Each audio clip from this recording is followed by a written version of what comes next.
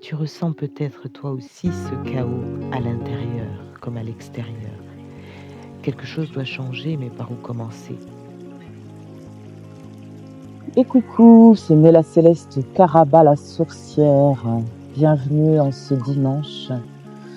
Nous sommes le 16 novembre et je suis ici pour vous faire part de ma guidance pour le mois. Je n'ai pas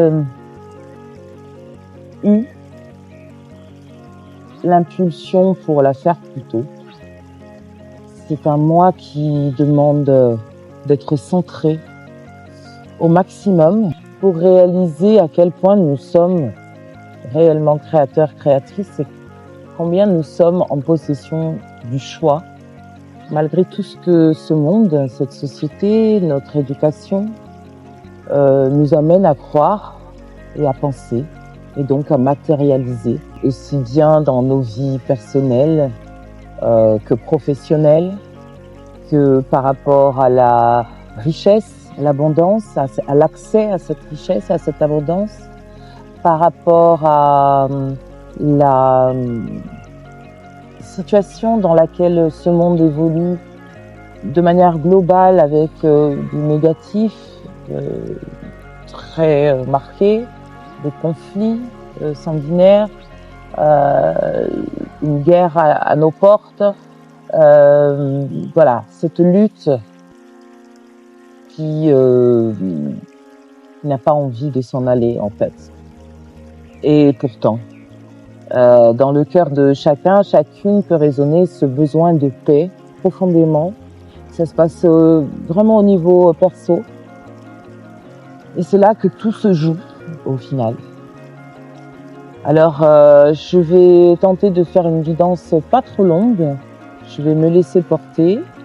Et avant de rentrer en connexion, je vais vous dire 2 mots de qui je suis. Je m'appelle Nella Céleste Némorin ou Caraba. Caraba la sourcière et non la sorcière. Je suis artiste, je suis mentor. J'accompagne les transitions, les changements. J'accompagne les évolutions personnelles comme au niveau professionnel. Je travaille à dénouer l'effet des traumas dans nos vies, l'effet négatif de ces traumas dans nos vies, pour le sublimer, pour le transformer et en faire une force pour avancer, trouver sa place et accéder à son abondance, reconnaître sa valeur. Voilà, prendre confiance en soi et puis dans une démarche qui prend conscience, qui prend en compte, en considération notre place au sein d'un monde.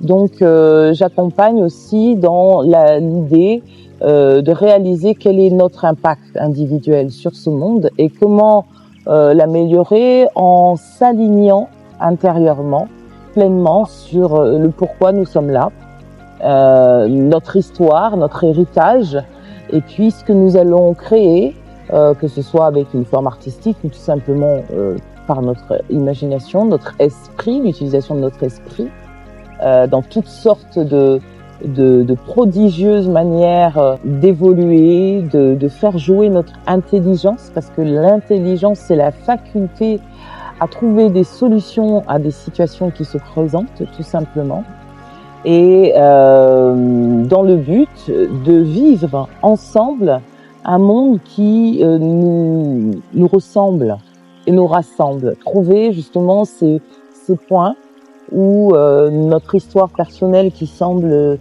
et qui est unique, mais à la fois est absolument reliée avec tout ce qui est autour de nous.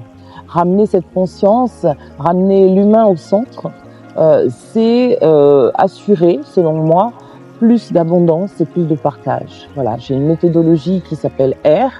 A pour accueillir et accepter, I pour intégrer, et intégrer c'est aussi transformer à l'intérieur et se mettre dans la bonne disposition, pour R qui est recevoir, que j'écris en 3 mots, recevoir, donc se voir à nouveau tel que nous sommes dans notre pleine lumière en tenant compte de nos parts d'ombre, et puis une fois qu'on arrive à se reconnaître, à se réaligner, à s'aimer pleinement tout simplement, à s'accepter aussi.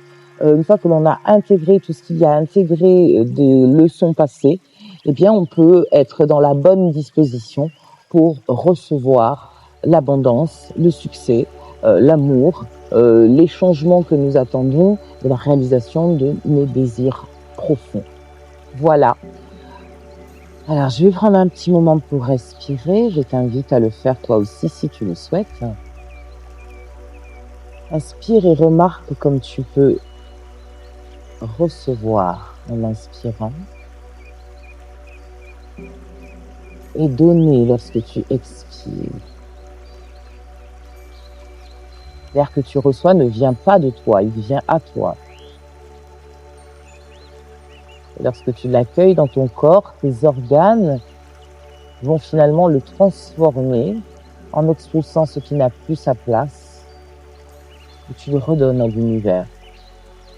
Et donc, tu peux réaliser que tu es déjà à ta juste place, au milieu d'un courant qui s'écoule sans ton intervention volontaire, rien qu'à travers ta respiration, prendre conscience que tu peux lâcher prise sur un certain nombre de choses, lâcher le besoin de contrôler ce qui se passe et plutôt t'insérer dans ce courant qui te porte déjà pleinement, de laisser te laver, te débarrasser de tout ce qui ne te sert plus, afin d'être propre et net. Je parle d'hygiène spirituelle, là, de l'hygiène de ton esprit, l'hygiène de l'état d'esprit dans lequel tu vis, dans lequel tu évolues, dans lequel tu prends tes décisions, dans lequel tu crées.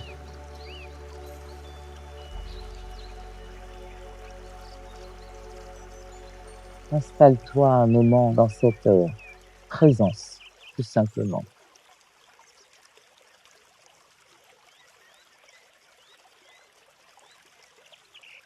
Parmi les messages que je reçois à l'instant, il y a cette notion de chaos.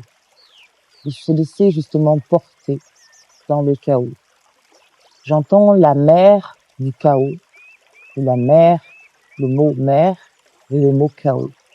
Mer dans le sens de l'océan, la mer, le courant dont je parlais à l'instant.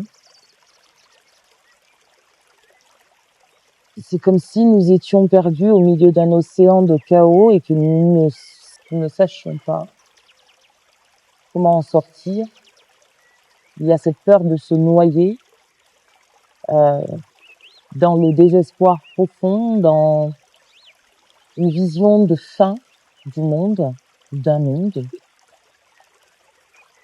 Et au niveau personnel aussi, de nombreux challenges, alors de santé, peut-être de retour de maladie, des retours de peine, de douleur, de souffrance que l'on croyait avoir déjà traversé, dépassé, mais qui nous montrent qu'il y a encore à nettoyer. Et cette mer, cette eau, cette énergie de l'eau, cette énergie féminine de l'eau, nous invite à cesser de forcer, à cesser de vouloir nous débarrasser, mais plutôt à nous laisser être purifiés. Car le tri se fait naturellement. Et ce qui doit rester reste. Lorsque l'on est centré, l'invitation est là. En nous centrant et en laissant faire les choses autour de nous, dans la confiance, dans la vision affirmée, répétée chaque jour par des affirmations que l'on peut se construire soi-même, dans la reconnaissance de ce que nous sommes déjà, de ce que nous sommes vraiment,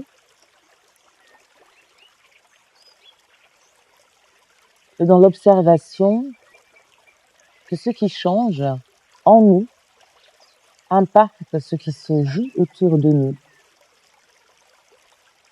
Et que parfois, lorsque les circonstances semble ne pas avoir évolué, on peut réaliser que finalement c'est nous qui avons bougé en nous centrant, car nous ne réagissons plus de la même manière et nous pouvons même être surpris et surprises d'être en accueil face à des choses qui autrefois auraient pu nous raviver le sentiment de ne pas être à sa place, le sentiment de honte, de colère, d'injustice.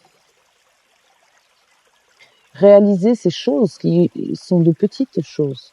Ce sont des fractions de secondes dans lesquelles, les propositions de la vie clignotent. Et c'est à nous de les attraper au vol. Et c'est en faisant ce mouvement vers soi, ce retour à soi, pour honorer l'être profond que nous sommes, que nous pouvons retrouver en recontactant notre enfant intérieur. Moi, je travaille beaucoup avec cet enfant intérieur, car c'est lui qui détient toutes les vérités de ce que nous sommes. Et la vie nous conduit par nos éducations, quelle qu'elle soit, à quelque niveau, à abandonner des parts de cet être pur, sacré, qui sait déjà tout, qui porte déjà tout, comme une graine qui contient déjà toutes les informations de l'arbre à venir. Si je reviens sur l'expression la mère du chaos, la mère et le mot chaos, eh bien, alors j'entends que voilà, l'expression la mère du chaos veut dire. Alors, la mère du chaos, ça me ramène à la source, à l'origine, l'obscurité, la ténèbre originelle, d'où tout est né, puisque le Big Bang, finalement, la première explosion, le premier bruit, le premier mouvement de l'énergie visible, en tout cas pas visible par nos yeux à nous, mais repérable dans l'univers, encore aujourd'hui par l'observation des scientifiques, des astrophysiciens, voilà. Eh bien, avant cette explosion, il y a la noirceur, il y a le calme profond ou alors le chaos. Cet espace avant l'ordre que nous connaissons tel que nous le connaissons. Mais cela signifie que tout est déjà en ordre depuis le début et que même ce que nous appelons le chaos a été nécessaire avant de pouvoir vivre l'expérience de la perfection, de l'abondance de cette terre et de nos propres existences. Donc, c'est un appel à l'acceptation, et j'en reviens à ma méthode R qui s'applique à tous les niveaux de tout processus engagé vers une transmutation, comme la chenille qui devient papillon, une transmutation. On devient autre chose, mais la forme première est nécessaire à la venue de la forme suivante, parce que c'est un cycle, au début et la fin et le début, et c'est ainsi. Donc une invitation à accepter, à accueillir finalement ce chaos, en le débarrassant du jugement que nous pouvons y mettre. Et dans une vie, par rapport à nos sentiments d'échec, de honte, de ne pas être à notre place, eh bien accueillir ces ressentis sur nous-mêmes. Pouvoir se dire, ok, en fait, waouh, je me juge durement. Je sais pas, j'attends que les autres soient fiers de moi, qu'une figure parentale, que des amis, un conjoint, une conjointe, des enfants. ou n'importe qui d'autre. Mais finalement, est-ce que ce n'est pas de moi-même que j'ai besoin d'être fière? Est-ce que dans mes pensées, est-ce que je me valorise ou est-ce que je me diminue? Et c'est seulement quand on accueille la possibilité de tout cela que les réponses nous viennent. Parce que soit c'est le cas, soit c'est pas le cas. Mais refuser d'explorer les questions qui se présentent à nous, c'est nous maintenir dans le chaos, à toutes les échelles, car nous sommes dans un univers fractal. La mère aussi, la figure féminine sacrée, divine, la source, en sachant que ce n'est qu'un archétype, ce n'est pas une figure existante, physique, visible, repérable. Elle s'exprime à tout niveau dans la réalité, mais il n'y a pas une image précise que l'on puisse donner de la source. C'est quelque chose qui est encodé dans notre ADN, tout ce qui est considéré comme junk ADN, ADN poubelle, donc 90% de notre ADN quand même. C'est parce que c'est de l'ADN qui ne peut pas être pour l'instant passé au crible, et voilà, certainement ce n'est pas sa destination non plus, à 90%, d'être passé au crible par la science, la raison, la logique, le palpable, le visible.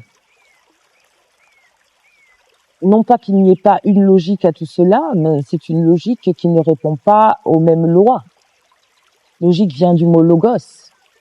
La règle, quelle règle doit-on appliquer pour pouvoir décoder, déchiffrer et recevoir les messages contenus dans cette part d'inconnu? Parce que on connaît à peine 10% de notre ADN, et encore, quand je dis connaît, c'est qu'on a pu repérer. Il n'est pas totalement décodé, même c'est 10%. De même, la matière ne représente que 10% de tout ce qui est. De même, ce qui nous est conscient ne représente que 10% de tout ce qui constitue notre conscience, donc en tenant compte du subconscient, ce qui est donc inconscient. C'est un appel à l'humilité, mais l'humilité qui nous ramène à l'amour maternel puissant dans nos vies personnelles, peu importe comment ça résonne, reçoit ou laisse, mais aussi à la mère, la vie, notre mère à tous et toutes.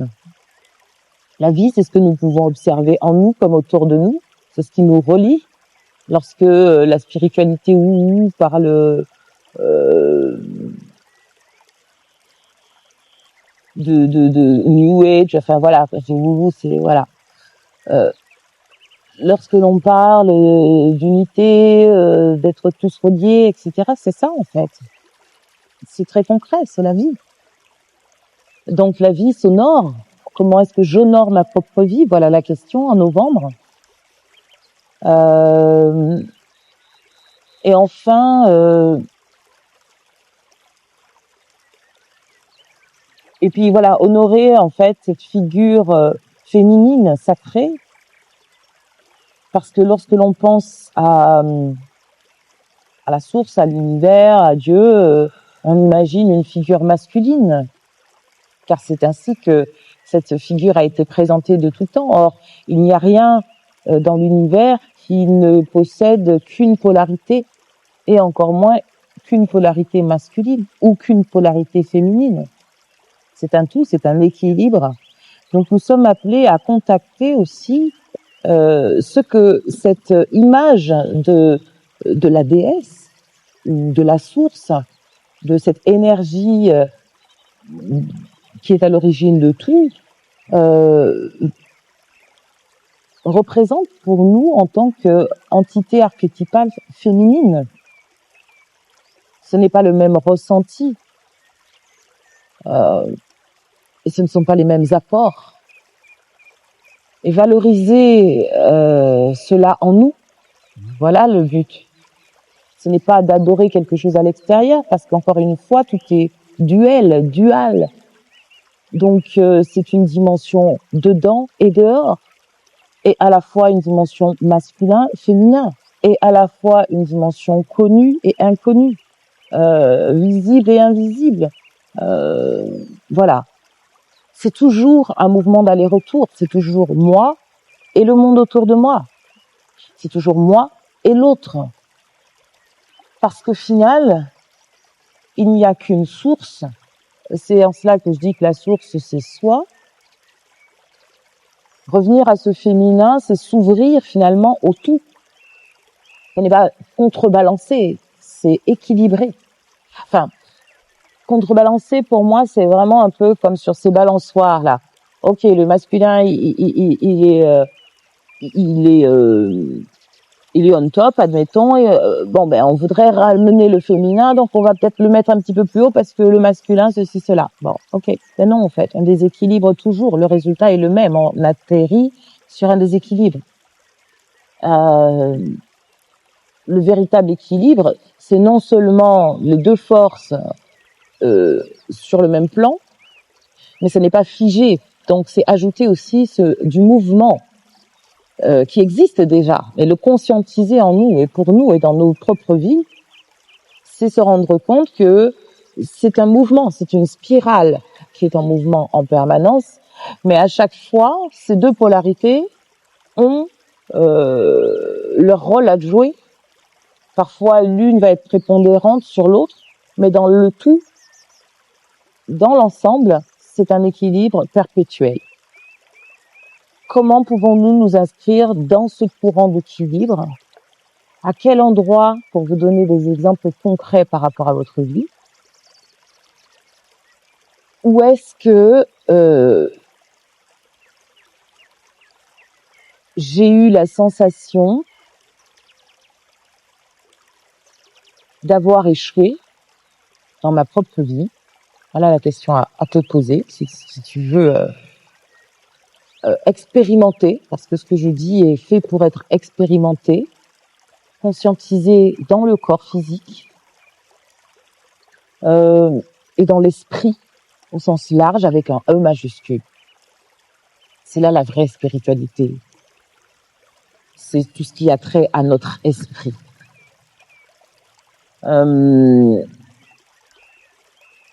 Donc les questions à se poser, à quel endroit est-ce que j'ai la sensation depuis longtemps d'être en échec? À quel endroit d'autres m'ont fait ressentir des validations de mon propre sentiment? Est-ce que je peux faire le lien ou un lien ou des liens entre ce que les autres me renvoient et ce que je porte en moi? Je peux me poser la question, je ne sais pas, quelqu'un n'a pas compris, ne comprend pas, ne reçoit pas, ne vibre pas avec quelque chose qui me tient à cœur depuis toujours. Est-ce que j'ai fini par abandonner ce qui me tient à cœur, à diminuer ma lumière, à diminuer mon message? Est-ce qu'aujourd'hui, à l'intérieur de moi, je suis en paix avec cette diminution que je m'impose suite à mon écoute, mon jugement, mes filtres par rapport à ce qui m'a été dit, rapporté? Parce que lorsque l'on est aligné, véritablement, peu importe ce qui se passe autour, on ne bouge pas de notre axe. On peut apporter des améliorations en restant ouverte, mais on reste dans notre axe. Donc la question est de l'importance que je donne à l'autre. Est-elle aussi en équilibre par rapport à l'importance que je me donne à moi-même? J'aimerais que tu te rendes compte d'une chose.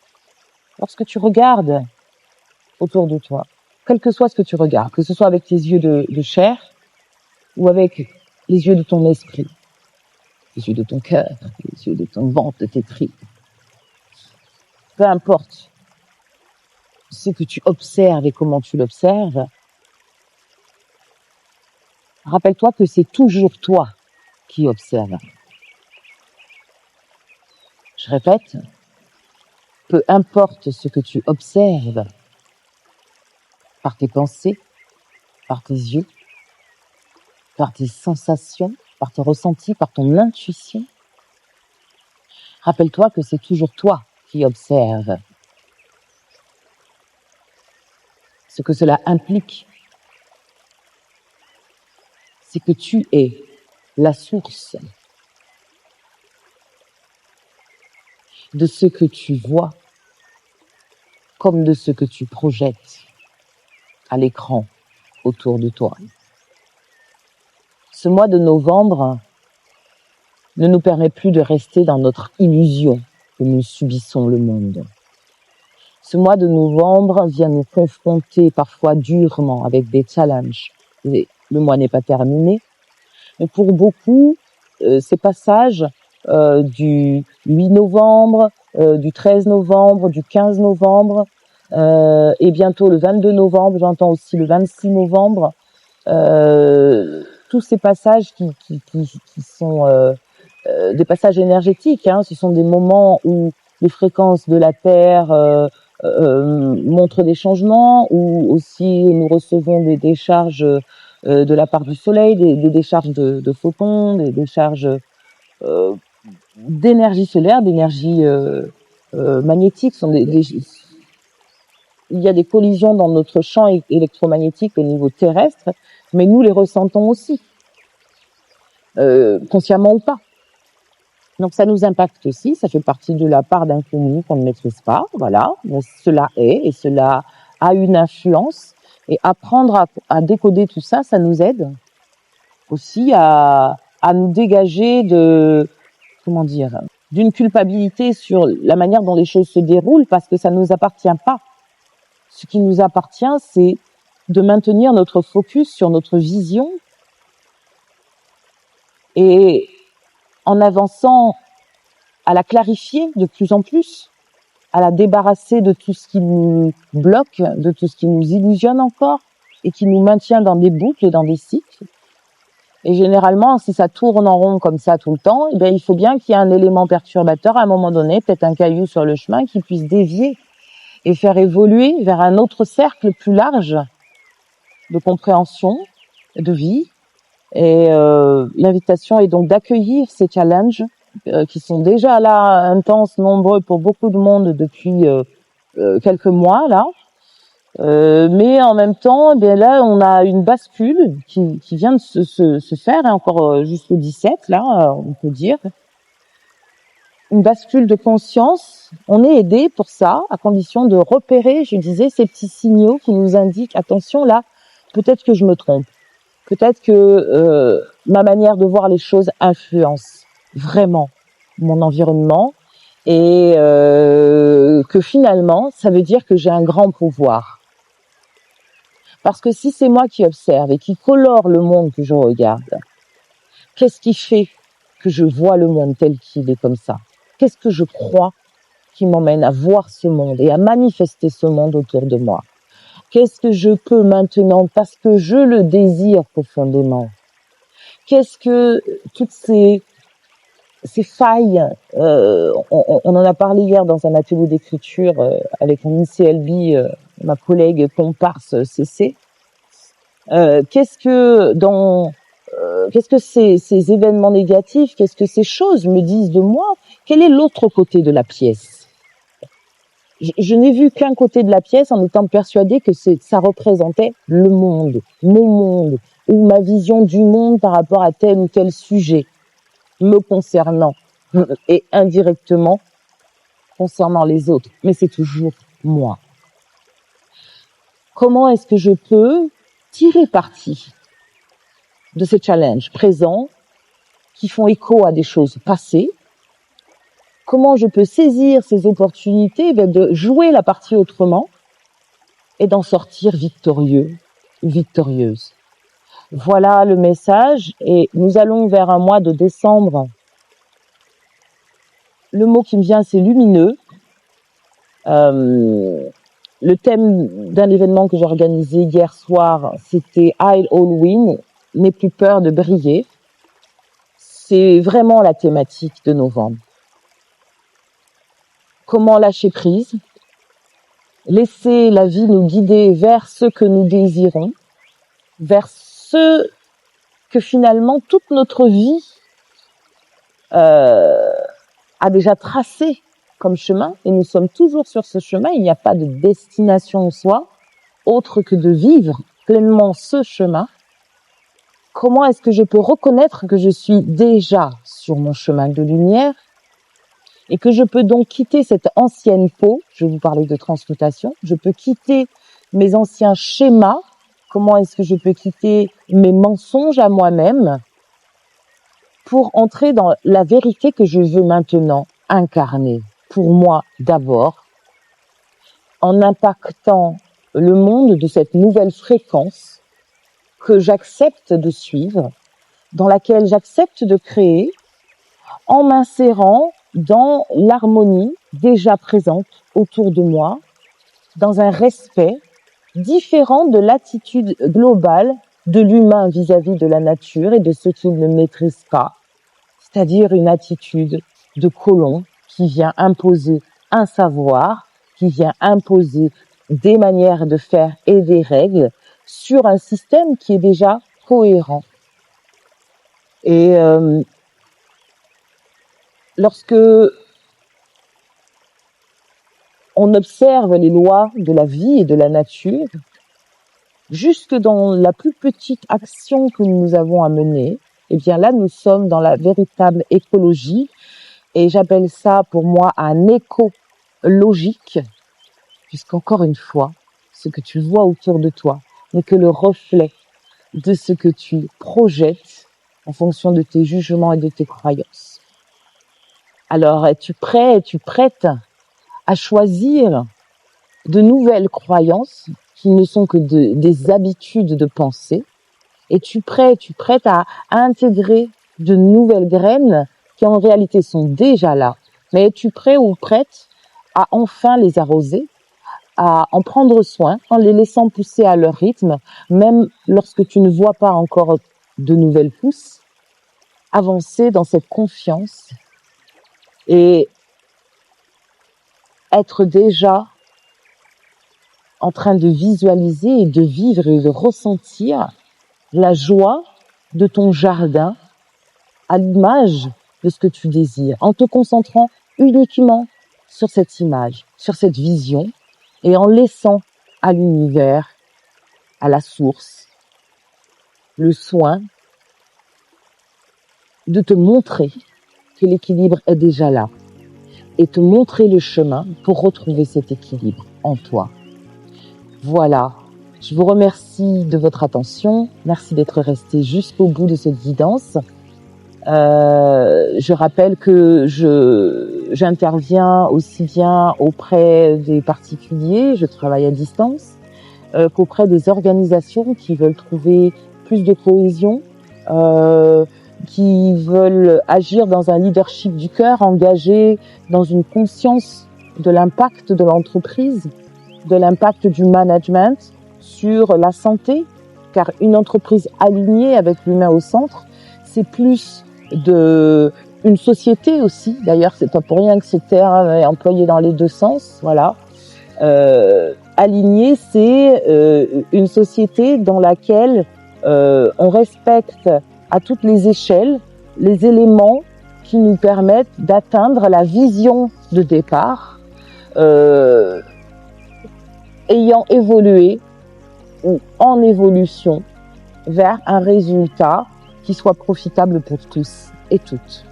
C'est le monde dont je rêve, et c'est en ce sens que je travaille à accompagner, les guérisons de nos pensées, à ramener cette conscience du besoin d'une hygiène de l'esprit.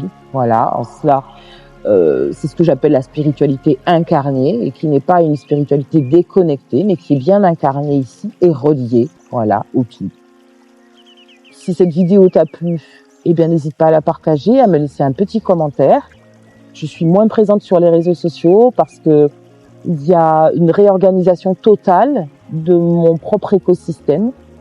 Ce que je vous partage, j'en reçois les enseignements pour moi aussi, dans ma propre évolution. Et cela me permet d'être pleinement alignée dans mon rôle de mentor. J'ai vécu énormément d'expériences négatives, mais j'ai eu la chance et la grâce d'être guidée par justement cette part d'inconnu et d'invisible qui est là et accessible à tous et toutes.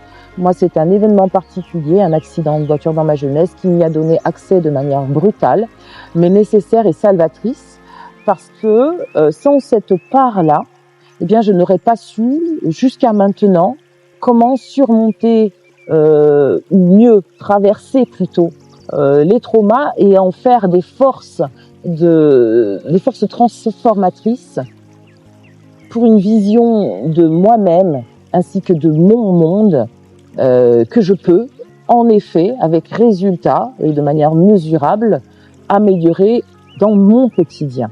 Voilà. Et c'est cela que je partage. Donc, si cette vidéo t'a plu, merci de rester connecté et de me faire part de toutes tes suggestions pour améliorer ma manière pour t'apporter des réponses sur des choses en particulier, s'il y a des sujets que tu as envie que je traite, car je suis en train de justement réorganiser toute ma com et ma présence aussi en ligne. À bientôt. Je te souhaite une bonne fin de novembre. Les dates à retenir, je dirais le 22 novembre qu'est-ce qui nous vient peut-être le 26-27 novembre aussi. Voilà. Eh bien, plein de bisous et à bientôt. Ciao, ciao.